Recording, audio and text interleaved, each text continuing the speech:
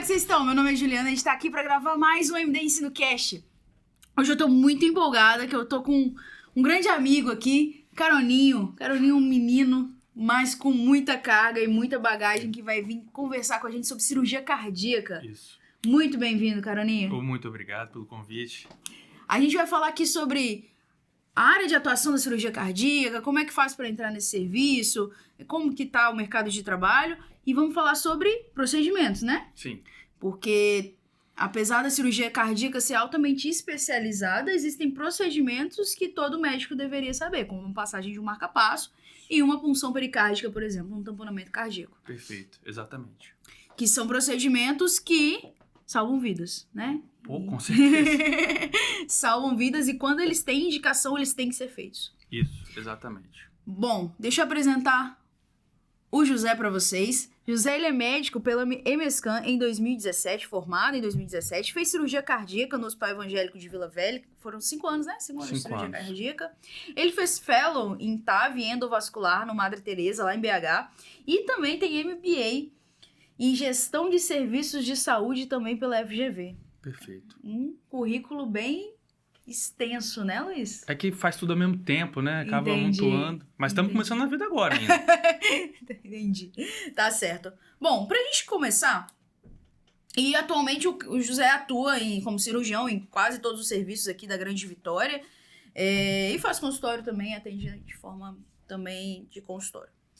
Bom, pra começar, conta pra gente como que é a carreira, como que foi a residência, como é que tá sendo aí se inserir no mercado de trabalho, como que tá o mercado de trabalho aí pra cirurgia cardíaca?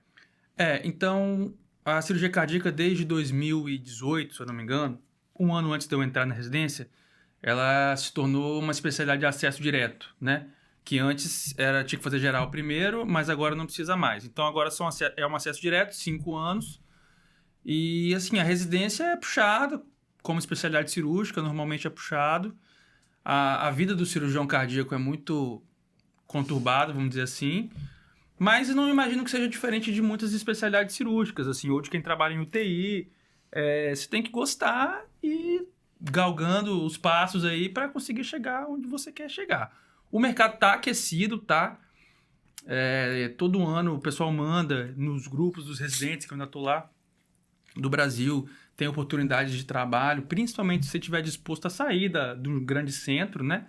Esse ano mesmo lá no grupo ofereceram pelo menos 3 ou 4, assim, que ofereceram no grupo. Você vê que, pra chegar no grupo de residentes do Brasil e oferecer uma vaga é porque tá querendo, né? Você não chama um cara que você conhece, você manda no grupo. Então, o mercado tá aquecido e tem oportunidade. Vocês têm que fazer prova de título? Como que é? Existe a especialização e a residência MEC, né? Quando você faz residência MEC, você já ganha o RQE.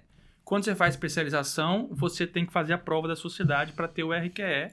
Mas a prova da sociedade está disponível também para quem faz residência MEC. É um título além, né? Então, eu acabei minha residência MEC, eu ainda não fiz a prova de título, mas eu pretendo fazer no ano que vem, porque ficou muito perto o final da residência. E é difícil? Como é que é? É difícil, né? E ela envolve trabalho científico, você tem que publicar um trabalho, tem um número determinado de cirurgias que você precisa fazer, com SEC, sem SEC, e a prova mesmo. O que vocês mais veem, assim, na cirurgia cardíaca? O que vocês mais operam mesmo de volume? O maior volume é cirurgia de coronária, né? Então, é Revasc, mais ou menos uns 50% dos procedimentos, né? E o resto é procedimento de válvula ou de aorta, né? Agora, ultimamente, a gente tem entrado muito com procedimentos endovasculares, né? Com a TAV, fechamento de CIA percutâneo, essas coisas estão ganhando cada vez mais espaço. E aí a gente faz junto com o pessoal da hemodinâmica, divide um pouco aí os médicos que fazem, mas é majoritariamente isso, né? Legal, então bora lá falar sobre realmente dos procedimentos, Vamos. que é a parte mais legal, né? É legal mesmo. Vamos lá, vamos começar falando sobre marca-passo. Vamos. Bom, indicação clássica. A gente vê assim, todas as doenças do ritmo podem causar indicação para marcar passo, né? Então, bloqueio atrioventricular, doença do nó sinusal, basicamente isso, né? Bloqueio de primeiro, segundo grau, terceiro grau, a BAVT. BAVT, né? E aí são aqueles pacientes que são sintomáticos, né? E que precisam ali reverter aquele ritmo. No contexto de vocês, do pessoal que está no hospital, na emergência ou na UTI, você vai se deparar basicamente com BAV de alto grau, né? Então, segundo grau ou o BAVT. Essas são as principais indicações para marcar passo na emergência e na UTI. As outras doenças vão ser mais pacientes eletivos, e aí vai ser tratado mais pelo especialista. Não vai ser nosso foco aqui. Isso. A gente pensa naquela galera que está atendendo porta e que precisa tomar essa decisão. Exatamente. E é um paciente que pode chegar em qualquer lugar, né? Você pode estar numa UBS ali, você roda numa... eletro, tem lá um BAVT. É isso aí, exatamente. Pode acontecer isso. E aí você vai ter que saber indicar ali um marcapasso temporário, ou transcutâneo, ou endocárdico, né? Isso aí. E aí, assim, de primeiro momento, a indicação seria a passagem de um transcutâneo, né? Então, na verdade, esses pacientes que... O paciente está em BAVT, tem indicação de marcapasso, o transcutâneo, ele vai ser o seu 1, 2, 3, salve todos, assim. Porque você não tem o que fazer, você não consegue passar o endocárdico temporário, então você vai usar o transcutâneo se o paciente tiver com sinais de baixo débito, se o paciente tiver hipotensão, confusão mental, um BAVT com frequência muito baixa, né? Por quê? Que ele vai ser só uma medida de salvamento ali? Porque ele é extremamente desconfortável para o paciente, né? Vai ficar dando descarga elétrica o tempo todo. E porque é difícil capturar, você vai ter que dar uma voltagem muito alta. Tem muito artefato, porque as placas dele vão ficar distantes, né? Então isso dificulta a utilização dele como uma medida permanente, né? Por isso, você vai preferir o endocárdico temporário ou, dependendo do caso, você já pode ir direto para o definitivo. Entendi. E você precisa sedar para passar esse transcutâneo? Precisa, porque, né? Assim, em alguns casos, óbvio que tem paciente de tudo que é jeito, né? Tem uns que toleram qualquer coisa e não ligam, mas é desconfortável, né? Então, assim, quando você vai cardioverter, você vai sedar o paciente, né? Para ficar confortável. Então, imagina se você vai deixar uma placa fazendo pace, né? Com 60 por minuto, 70 por minuto. Pô, você tem que sedar o cara. Entendi. E aí não tem jeito, né? Porque ele vai ficar sentindo dor. É extremamente incômodo. Se o paciente tiver pelo, é ruim. E essas placas, elas são descartáveis, né? São descartáveis. E tem na maioria dos serviços, teoricamente. Tem. Hoje em dia eu tô trabalhando mais com saúde suplementar. Quase sempre tem, mas não é barato. Eles não gostam de que você fique usando, assim, à toa. Sim. Então a gente já ouvi, assim, na época que eu fazia estágio no SAMU, até que dava o nome de ser descartável, né? Eu usava 10 vezes e depois descartável. Só que aí vai perdendo a cola. Aí fica mais difícil. Já é difícil. Depois você vai repetindo o uso, fica mais difícil ainda. Então, assim, num serviço que você já tem acesso, por exemplo, ao transvenoso, mas ainda não tem um serviço especializado de chamar cirurgia cardíaca, eu preciso resolver. Eu ali, médico na porta, não sou especialista, mas eu preciso resolver aquela bradiarritmia. A indicação é a passagem aí você vai pro transvenoso, senão o paciente vai, né, fazer uma sistolia ali, ou enfim. Então, vamos lá. Como que funciona o transvenoso? Como que é a inserção? Como que faz a técnica de inserção? O transvenoso, a técnica de inserção, a parte do acesso central, é igual a qualquer punção venosa profunda. Então, você vai na veia, você vai puncionar. A gente prefere a jugular interna direita ou a subclave esquerda, porque na subclave esquerda, a curvatura do eletrodo já vai direto ali no VD, mas a jugular interna direita também é bom. Normalmente a gente faz sem fluoroscopia, né? Se for no pronto-socorro ou na UTI, você vai fazer as cegas. Então você vai fazer a punção, vai colocar um introdutor e dentro do introdutor você vai passar o eletrodo endocárdico sem ver nada, né? Você vai passar as cegas, mas a tendência é que ele vá ali pro ventrículo direito e você vai precisar colocar ele ali e aí tem os parâmetros. Né? O posicionamento correto dele fica no ventrículo direito. No ventrículo direito, idealmente na parede inferior, né? Quando a gente vai implantar o marcapasso, inclusive ontem eu precisei implantar o marcapasso 11 horas da noite lá, e é importante a gente lembrar o seguinte, o paciente tem que estar monitorizado. Aí você pensa assim, mas o paciente vai estar sempre monitorizado. Mais ou menos. Porque na hora, o paciente está fazendo baixo débito, às vezes ele fica agitado porque ele está com baixo débito, pode até convulsionar, e aí o que acontece é aquelas coisas de protocolo de parada na UTI ou na emergência, né? O eletrodo solta, o oxímetro sai do dedo, Sim. Aí é aquela confusão. Então você vai passar o marca-passo, você se paramenta e tal, bota o campo, quando você vai ver, cadê o eletro? Pô, como é que eu vou... Não tem eletro. Então, tem que estar direitinho. Isso é importante, porque é fácil de esquecer e na hora você vai passar aperto se não tiver. Ele tem que ter lá monitorização cardíaca contínua, você tá vendo exatamente como é que tá o ritmo cardíaco dele. Pelo menos o eletro, e idealmente, se o paciente não tiver com pressão invasiva, tem que ter um oxímetro, porque às vezes o monitor se confunde com a espícula do marca-passo e você pode achar que está estimulando, mas não está. Então você tem que ter, idealmente, pelo menos uma oximetria de pulso, para você poder ver se aquela espícula, aquele QRS, entre aspas, que você está vendo no monitor, se aquilo corresponde realmente a uma onda de pulso. Legal. E aí, assim, você vai, então, fez a punção, passa a técnica de Seldinger, né? Como se fosse uma punção profunda, corriqueira. E aí você vai passar o introdutor. E aí você vai olhar para o monitor. Quando eu entrar com o eletrodo, eu vou olhar para o monitor e vou observar se o paciente... se vai aparecer o ritmo organizado e se vai aparecer a onda de pulso. E aí, como que eu sei que ele tá no posicionamento correto no monitor? Você vai ver o QRS, ele vai ser alargado, que é um padrão de bloqueio de ramo esquerdo, né? Porque primeiro você vai estimular o lado direito, então você vai ver no ECG os QRS e você vai ver no oxímetro a onda de pulso. Como você vai, normalmente, implantar esse marca-passo nos pacientes que estão bloqueados, frequência de 30, 32 ou até menos, aí você vai ver muito facilmente. Assim. Você entra, normalmente eu gosto de entrar com a frequência de 100 e estimulando com amperagem alta, para você não ter erros, né? Você vai entrar, o eletrodo, na verdade o que a gente fala de encunhar o eletrodo, nada mais é do que ele prender ali nas trabeculações do ventrículo, e ter um limiar de comando baixo. Então, a partir do momento que eu entrei, coloquei o eletrodo lá, eu vi que está estimulando 100 de frequência, onda de pulso, aí o que eu vou fazer? Eu vou diminuir o comando do gerador até eu perder esse comando. E aquele ali vai ser meu limiar de comando. Tá, então vamos lá. No gerador, você tem alguns ajustes para você fazer. Quais que são esses ajustes? Como que você gosta de começar os seus ajustes iniciais? O principal é o modo de comando, né? O primeiro, que ele vai ter assim, desligado. Normalmente tem desligado, VVI e VOO, né? Então, desligado. VVI quer dizer que ele vai sentir o ventrículo, estimular o ventrículo, sentir o ventrículo. E se ele sentir o ventrículo do paciente batendo, aí ele não vai comandar em cima, para não dar R sobre T.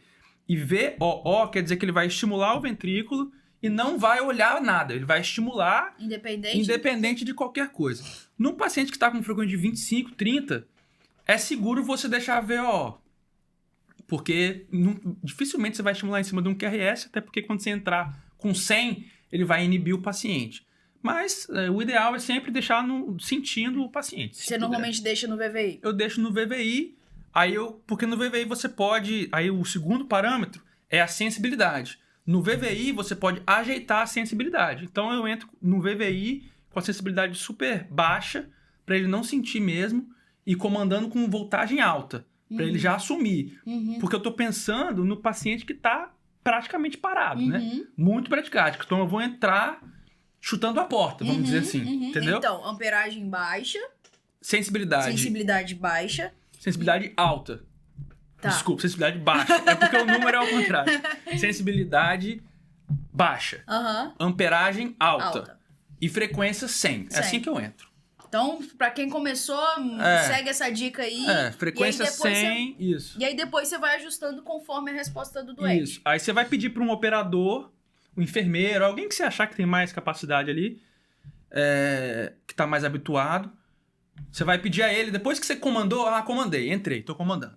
Aí você vai pedir a ele para diminuir a amperagem do comando. Então você vai entrar com 10, 12 e vai pedindo para ele baixar. Ele vai te narrando o número que ele está baixando e você vai olhando no monitor. Quando você perder o comando, aí você vai saber que esse é o limiar. No VD, a ideia é que seja 1 ou 2. Se a posição estiver boa, vai ser 1 ou 2. Legal. Aí você vai deixar 3 vezes isso para poder... Então, se você achou o valor 1, você deixa 3. Ou deixa 5, né? 1, é porque 1 é muito... No marca-passo temporário, esse número é meio... E aí tem alguns riscos, né? Desse marca-passo ele sair da posição correta. Isso é ruim porque, apesar de o marca-passo temporário endocárdico, você pode... É mais confortável para o paciente do que o transcutâneo. Ele vai ficar restrito ao leito, porque por mais que você dê ponto, você coloque na posição correta, esse eletrodo temporário, ele não tem fixação ativa. Então, se manipular um introdutor ou se virar muito forte no banho, cara, pode soltar. E se o paciente está bloqueado com frequência de 30, depois você está comandando a 80, e esse eletrodo sair do lugar, a gente chama assim... O paciente gostou do estímulo. Então, depois ele não vai voltar para 30. Ele vai fazer a sistolia. Eita. Aí o bicho pega, né? Aí é complicado. Entendi. Isso. E aí, assim, se ele sair do lugar, você tem que fazer o mesmo processo novamente. O eletrodo tem aquele plástico, né? Para você poder reposicionar ele. E ele tem algumas marcações também, né? Tem pra marcação você ter uma noção da onde que tá a posição. Isso. Normalmente eu vou usar ali entre 20 a 30 centímetros para subclávia direita, 30, 40 para subclávia esquerda. Enfim, você vai vendo. Vai depender também do tamanho do paciente. Ele tem os risquinhos, né? Tem os risquinhos, igual o catéter da Profunda tem os números, né? Ele tem uns risquinhos, 10, 20, 30. Tem os risquinhos. E aí, assim, depois que eu funcionei, tem algum cuidado também pós, algum exame que eu tenho que fazer? O que mais que eu tenho que fazer pós passagem desse marca-passo? Sim, você tem que deixar o paciente monitorizado para começo de conversa. É legal você fazer um eletro, né, para ver como é que tá. E o raio-x, não só para complicações da punção, podem haver, né, pneumotórax, derrame, qualquer coisa, mas também para ver onde está o eletrodo, né? Porque às vezes você conseguiu um limiar bom, mas o eletrodo está num lugar ruim. Pode estar muito para cima da pulmonar ou pode estar no átrio. E aí você tem que reposicionar esse eletrodo, entendeu? E todo dia você tem que avaliar a sensibilidade, tem que avaliar o limiar de comando de novo, no marca-passo temporário, porque o paciente mexe. Por mais que você fale, não mexe, mas ele mexe. Então, dá banho e tal. Então... E é interessante, assim, não sei como é que é. Se você puder até falar da sua experiência, como é que tem sido, mas a gente vê que o paciente responde muito rápido, né? Então, por exemplo, já vi paciente que dá entrada por rebaixamento de nível de consciência. Aí vê lá um BAVT, você passa um marca-passo, bota o cara no ritmo normal, rapidinho, vai acordando, já começa a interagir. Teve um caso, um paciente que entrou com crise convulsiva, e ele começou a fazer crise. Botamos lá o marca-passo, pronto, assim, resolve. Não sei como é que tem sido a sua experiência. Não, é exatamente isso. Na verdade, essa crise convulsiva não é crise convulsiva, né? É baixo débito. Exatamente. Aí o paciente faz isso aí mesmo. E ontem, inclusive, quando eu falei esse marca-passo aí, o pessoal tava pronto para entubar a senhora. Aí o plantonista ia entubar, aí eu falei, gente, peraí, segura ela, paciente batendo 20, não pegava pressão. Aí eu falei, peraí, segura ela aqui, que ela tava toda agitada, não tava convulsionando, mas fica agitada. Sim. Segura ela aí passei, na hora que eu passei, o cara tava, eu juro por Deus, o cara tava com o laringo na mão. Na hora que eu passei, a senhorinha... Peraí, o que houve? Parou tudo, não entubou. Hoje eu já fui lá, ela tá ótima. Vai pro marca-passo definitivo. Mas assim, não precisou fazer mais nada, né? Sim. Passou resolveu o bloqueio, resolveu. E aí a gente vê até a importância, né? Às vezes esse cara, se induzisse essa senhora ali com esse ritmo de 20... Talvez a indução da intubação já pudesse causar uma... Talvez se tivesse demorado pra chegar... Porque eu já tava no hospital, por outro motivo.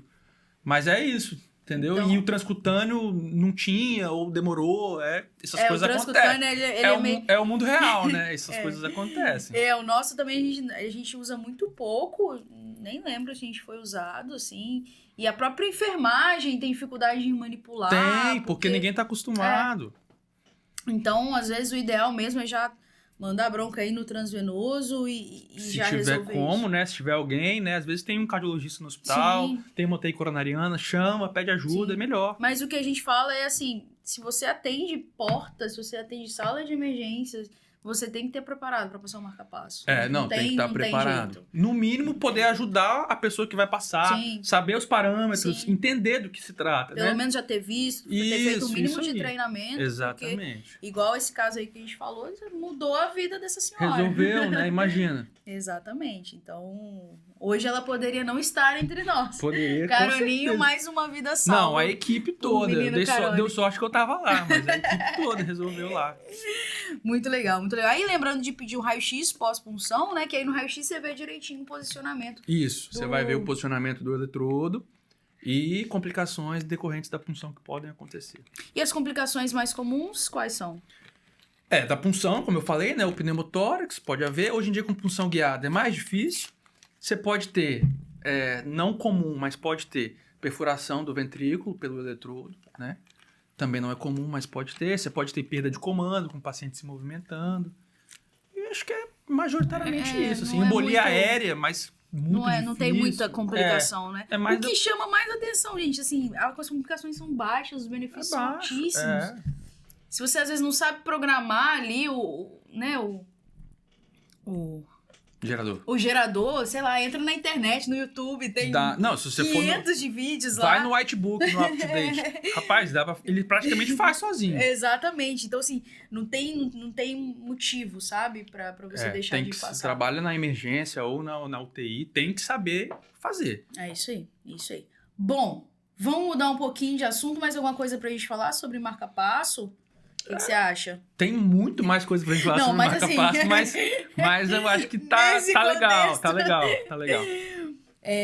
Os principais modos, acho que você já comentou, né? Comentei. Que é o VVI e o VVO, né? VO ou VVI, que é o principal que vai ter na UTI e na emergência. Eu só vi o VVI, acho que eu só usei VVI. VVI, é o principal pra UTI. Emergência, isso aí tá bom. O resto a gente deixa com vocês. Bom, vamos lá. O que a gente vai falar agora em relação à punção pericárdica? O tamponamento cardíaco é também um procedimento que causa muito medo. A gente tem medo de fazer. Tem medo. Mas que quando é necessário, não tem pra onde ir. Você tem que fazer, ou o paciente tem grande risco de vir a óbito pelo tamponamento. Então vamos lá, como que é? Qual que é a técnica? Quais são os riscos? Como que é? Tá. A punção pericárdica, a técnica, você vai entrar subchifoide com a agulha apontando pro ombro esquerdo do paciente. Hoje em dia, com eco, né, com ultrassom no caso, você vai fazer uma punção bem mais tranquila, né? Então você pode colocar o transdutor antes, você vai aqui na janela subchifoide. Se o derrame for grande, não tiver aderido, não tiver outros comemorativos, você vai conseguir ver claramente a lâmina de líquido. E aí você vai fazer uma punção guiada. Então qualquer operador que tem experiência com punção de veia profunda, ecoguiada, né, guiado por ultrassom, esse operador provavelmente vai ter facilidade para fazer uma punção pericárdica. Todo mundo tem muito medo, né? Mas é aquilo que eu estava falando com você antes de começar. Você tem que ter respeito pelo procedimento, mas não precisa ter medo. Se você tem segurança do seu manejo do ultrassom, da sua punção, e o paciente está tamponado, você tem que tentar. Né? Você tem que fazer a punção guiada. E aí você usa que tipo de agulha? Agulha da profunda mesmo? A gente pode... Profunda? Ali na hora da punção, você vai pegar um monolumen, como se você fosse fazer uma toracocentese, né? Você vai pegar um monolumen, fura, na hora que você furar vai sair o líquido, seja sangue, hemorrágico, enfim. Você passa o guia, dilata e passa o monolumen. E tira líquido. E fica como se fosse um dreno como ali, se fosse um dreno, só que não é um dreno, né? Mas assim, para resolver o tamponamento, vai resolver. É isso aí. A ideia aqui não é dar um tratamento definitivo, né? Você precisa tirar o paciente da cara do óbito. Sim, o paciente está hipotenso, pressão convergente, taquicárdico. Você vai lá, funciona e vai resolver. Então, é um choque obstrutivo, né? Isso, o paciente vai ter um choque obstrutivo. Esse paciente chega dispneico, né? Aí vai depender do tamanho do derrame, mas também da velocidade de instalação do derrame, né? Então, os pacientes que têm um derrame agudo, eles vão se apresentar mais com esses sinais de choque, então hipotensão, taquicardia, dispneia. E os pacientes que têm um derrame subagudo, crônico, normalmente os pacientes que têm neoplasia, aí eles vão se apresentar mais com edema, com fadiga, turgência de jugulares, né? Aí você tem que estar preparado para tirar mais líquido, porque normalmente os derrames são grandes. Se eu não tiver ultrassom no meu serviço, como é que eu entro aí às cegas? É mais arriscado, né? É mais arriscado, a ponto de se você não tiver ultrassom, não tiver um eco, e se tiver só a sua suspeita clínica, talvez seja melhor você tentar manejar clinicamente, chamar alguém da cirurgia, pelo menos um eco. Por quê? Se o derrame for pequeno, às vezes o derrame é pequeno, o paciente está muito instável porque é um derrame rápido, foi um derrame agudo, mas é pequeno. Aí, se você puncionar um derrame pequeno, principalmente às cegas, tem chance grande de você perfurar. E se for ainda uma dissecção de aorta, por exemplo, uma ruptura de ventrículo pós-infarto, com sangramento ativo, aí você não pode só puncionar, porque você vai jogar o sangue fora e vai continuar sangrando, aí é pior. Então, eu acho assim que numa situação em que você não tem o ultrassom para guiar a sua punção, e você não tem um eco, e você está sozinho, tentaria manejar clinicamente, só faria mesmo em último caso, e pedir ajuda, sempre. Sim, sim. Isso é uma coisa que a gente fala muito aqui também, de ter sempre alguém, um telefone de alguém. Hoje é muito fácil, né? Liga pro José, liga pra alguém. Eu não resolvo, mas eu sei quem resolve. Exatamente. Isso é uma coisa que a tecnologia trouxe que é muito importante, ter esse network, né? Esse contato com outras pessoas. E aí, se eu perfuro esse ventrículo inadvertidamente? Tragédia. Aí você tem que chamar a cirurgia cardíaca, né? E aí é correr atrás, né? Contenção de danos. Aí você vai ver, acessar a volemia, corre o soro aberto, e é isso daí. Os maiores riscos quais são? Realmente é de perfuração. É perfuração, né? Do ventrículo, é o principal risco associado à punção. Mas pode haver, você pode furar a pleura, pode derramar para a pleura, pode acontecer diversas coisas, mas o principal é perfurar o ventrículo, né? Ou se você, é aquilo que eu falei, se tiver um sangramento ativo, você vai tirar esse sangue dali, vai sangrar mais e vai perpetuar, né? Entendeu? Catástrofe. E aí outra coisa interessante que você falou é em relação ao tempo de instalação desse derrame, né? Isso faz completa diferença. Eu já vi pacientes com derrames pericárdicos imensos. Isso. Completamente assintomáticos. Então se o derrame inflamatório ou paraneoplásico, ele tem uma instalação lenta. Então, o pericárdio ele vai acomodando todo esse volume e aí vai demorar. Pode chegar a 1.500, 2.000 ml antes do paciente apresentar com sinais de tamponamento, né? No paciente com sangramento agudo, isso é mais rápido, né?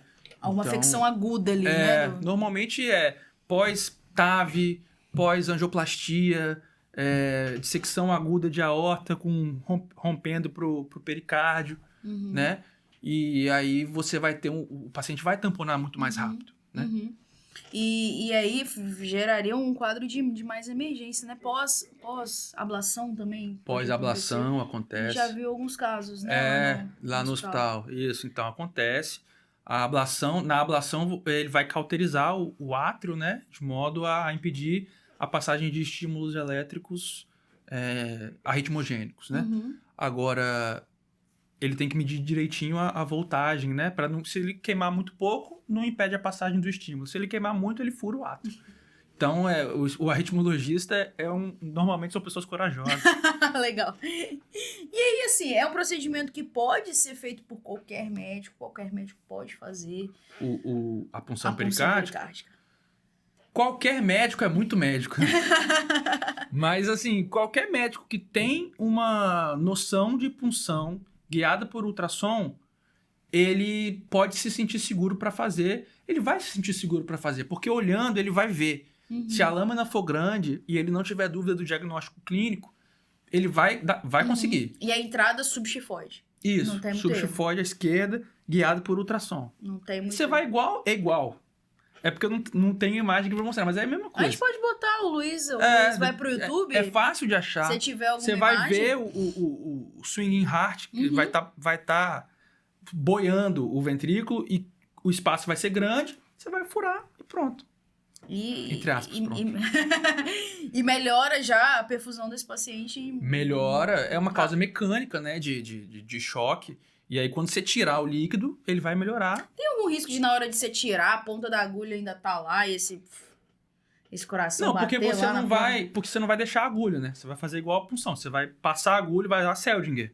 Furou, guia, tira a agulha. Entendi. Aí resolveu. Você não fica puxando com a agulha lá dentro, né? Porque na toracocentese, às vezes o pessoal faz com gelco, né? E deixa lá, aí deixa a agulha. Né? Isso. Não, o mais seguro, que é o que a gente faz, funciona, guia, monolume. Monolume, e aí você vai tirando vai tirando com um catéter, você pode até mobilizar ele um pouco lá dentro, né? Às vezes derrame tá mais de um lado que do outro, acontece isso. Uhum. Mas o mais importante para quem é médico da emergência da UTI, na minha opinião, é a punção guiada e você ter segurança no seu procedimento. Uhum. Então, o pessoal fala muito do acesso, às vezes, o melhor acesso na emergência é o que você sabe. Uhum. Então, se você não tem noção de eco, de punção guiada, e se você não tem segurança nas suas técnicas de Seldinger, se você não sabe manipular, aí é melhor você não fazer. Não pegar o plantão. Não, não, porque aí você tem um risco muito grande, entendeu? Agora, o pessoal que é mais veterano, tipo você, o pessoal que a gente conhecia lá, né, lá nas UTIs, poxa, pode ir. Inclusive, um colega nosso um dia me mandou uma mensagem falando que ele fez. Eu fiz e agora que... Já tinha feito. Ele falou, agora o que eu faço? Mas você já resolveu, já tirou o paciente da emergência. Aí depois ele me ligou e falou, ó, foi assim, foi assim, foi assim. Eu falei, ó, acho que devia fazer isso. Eu acredito que entra na mesma história que a gente comentou aqui sobre o marca-passo, né? Se você se propõe a dar um plantão... Eita! Se propõe a dar um plantão numa sala de emergência que pode chegar qualquer coisa, você tem que ter um mínimo de preparação. É lógico que a gente não vê derrame pericárdico o tempo todo assim. Não. A gente vai fazer isso uma vez ou outra. Ainda mais quando a gente vai se especializando. Igual agora, eu tô no serviço que tem tudo disponível. Então, acaba que a gente acaba convocando. Mas se você tá num pronto-socorro, num pronto-atendimento, em que você é a referência, não tem jeito. Você vai ter que fazer, você vai ter que se virar. Com certeza, vai ter que se virar. Tem que se virar. E ainda mais na noite. Porque 3 horas da manhã... A noite é isso aí. Essa paciente lá de ontem, eu tava falando isso. A gente tava no hospital, fazendo outra cirurgia. Eu fui lá passar um marca-passo provisório. Não tinha ninguém que sabia. E o transcutâneo não funcionou. E aí? Então, tem que saber, tem que poder fazer funcionar. A gente fica de sobreaviso, mas no sobreaviso eu vou demorar até chegar, 10 minutos. Sim. Assim, 10 minutos. Sim. 15. Em Às 15 vezes minutos, pode ser o tempo suficiente que, é isso aí. Que o paciente pode parar. Exatamente. Caroninho, muito obrigada. Adorei esse bate-papo. Quer falar mais alguma coisa? Deixar algum comentário aí para quem tá ouvindo? Olha, eu acho que o comentário mais importante é que para você assumir isso que a gente estava conversando, para você assumir o plantão na UTI, o plantão na emergência, você precisa estar bem preparado e eu acho que essa punção pericárdica você tem que se valer do seu treinamento de punção profunda para fazer, né? E o próximo plantão que você for dar, chega lá, pergunta do marca-passo transcutâneo, vê se você consegue botar ele para funcionar. Ontem, depois da emergência que teve lá, o marca-passo transcutâneo não funcionou. Aí eu cheguei, passei o transvenoso, estabilizamos a paciente e tal. Aí depois eu saí do procedimento, cheguei pro plantonista e falei assim, vamos ver se esse negócio tá funcionando? Ou se a gente que não sabe mexer. Aí a gente mexeu lá e botamos para funcionar. Só que na hora do desespero, ninguém conseguiu. Sabe. Mas então tem que falar, chama a sua equipe aqui, ó, funciona assim. Esse botão, esse aqui, assim que liga, assim que desliga. Incentivar o hospital a fazer treinamento. Pelo amor de Deus. Treinar a isso aí enfermagem. É então, assim, acho que isso é papel nosso também, né? Sim. De chamar a atenção disso. De chamar toda a equipe, mostrar. E às vezes até ver se tá funcionando mesmo, né? A equipe faz teste, né? O enfermeiro faz teste. Eu acho que é o enfermeiro que faz do desfibrilador todo dia. Você já viu esse teste? Já. Mas ele todo dia é muito dia, né? Não, mas assim, você já viu alguma vez. Ele liga, eles fazem. Sim. 100% das vezes eles fazem. Só que ele liga na tomada, liga, tá, carrega um choque, beleza. Ele não vê o cabo, o transvenoso, o transcutâneo é outro cabo. Ah, cadê o cabo? Entendeu? Às vezes ele vê se tá funcionando, o cheque é bem feito. Só que a prática é diferente, né? Não, a nossa UTI é geral, né? Então é separada da UCO. E quem mais passa marca-passo lá no nosso hospital é a UCO. Mas de vez em quando, principalmente paciente SUS, que a UCO lá é só para paciente plano, acontece. De vez em quando a gente tem que passar um marca-passo lá. E assim, às vezes até para achar o marca-passo na farmácia é difícil. Porque como eles não estão acostumados a pegar Não sabe. Não sabe, a enfermagem também não sabe. Isso é muito comum. E outra coisa, a pessoa passa e marca passo pra você. Beleza, passou. E depois ele vai embora. O paciente fica lá, né? Com marca passo. Então você não sabe olhar, não sabe nada. E aí? Não adianta, né? Tem que passar e tem que ficar olhando. Exatamente, exatamente. Saber se saiu, saber se vai precisar encunhar de novo, Isso, enfim. tá acomodando, saiu e tal. Caroninho, muito obrigado. Quer deixar suas redes sociais, seu telefone, seu Instagram, seu TikTok? TikTok eu não tenho Tem ainda não? não. Não, Ah. ainda não, né? Mas Ainda parece não. que tem que ter, né? Não, meu Instagram é @josecarone, tudo junto sem acento. Tem um site na internet, que é o meunome.com. Gente, que chique. É. Eu falei, Luiz, que ele era. Não, ele era você diferente. conhece inteligência artificial? Eu fiz em 10 minutos. o site. Sério? Sério, depois você vê lá. É meio amador, mas ficou bom. E acho que é só isso. Tá bom. Lá tem tudo, telefone, WhatsApp, o que vocês quiserem. Legal. Muito obrigada pela presença. Espero encontrá-lo novamente em com novos certeza. podcasts. Muito obrigada, muito obrigada. Valeu. Boa tarde. Boa tarde. Pessoal, só lembrando do nosso canal aqui no YouTube, se você estiver assistindo pelo YouTube, lembrar de dar as estrelinhas, deixar um comentário, mandar um comentário aqui pro José, no Spotify. Lembrar também de avaliar, curtir, se inscrever no canal, porque realmente isso incentiva a gente a continuar trabalhando e trazer mais conteúdo aqui totalmente gratuito. Lembrando da nossa plataforma, nosso curso MD Plus, um curso completo, totalmente online, para você que está se propondo aí atender paciente grave, atender porta, urgência, emergência, um curso que você pode assistir em qualquer lugar de forma ilimitada ali no seu tablet, no seu telefone, no seu notebook. Na hora do plantão você consegue assistir. A gente vai deixar sempre aqui o link do nosso curso do MD Plus. Realmente é um curso muito, muito bacana. Olhem lá, se inscrevam e venham aprender junto com a gente. Valeu? Carone, obrigado mais uma vez. E Eu que agradeço. até a próxima. Até mais.